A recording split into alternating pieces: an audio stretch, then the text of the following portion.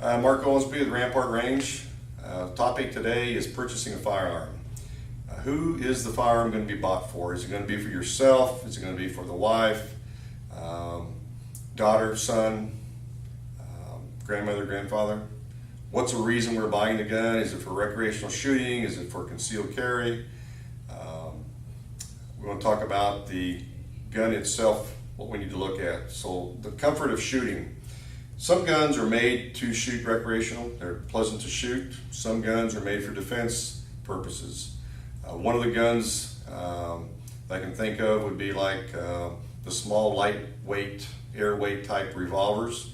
They're made for defensive purposes only. They're not a comfortable gun to shoot as far as recreation goes. When you buy a gun for, let's say, your wife, does she have small hands? If she does, we need to buy a small gun. We don't need to buy a full-size 1911 for her to fit in her hand.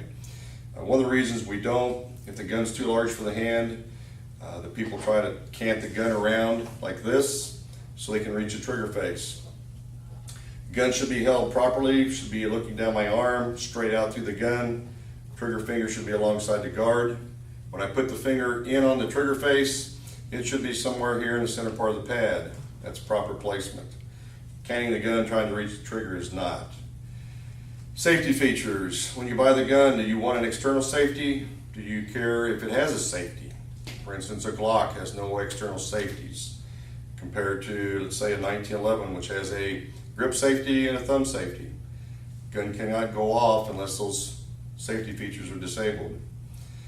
Ease of carrying. Is the gun too big for your body? Maybe you're a small stature and you're using full-size 1911. You can't hide it very well. Maybe you need to buy a little gun like a Smith Bodyguard, SIG 365, something small that you can hide and conceal carefully. Extra magazines. Some of our small guns, like the Ruger LCPs, Smith Bodyguards, they carry 6-7 rounds. Today's world, when you might have 2 or 3 people, assailants, and you fire 2 or 3 rounds, 4 rounds, you miss, maybe you hit one, and you've only got 1 or 2 rounds left, and you got 2 other bad guys coming toward you.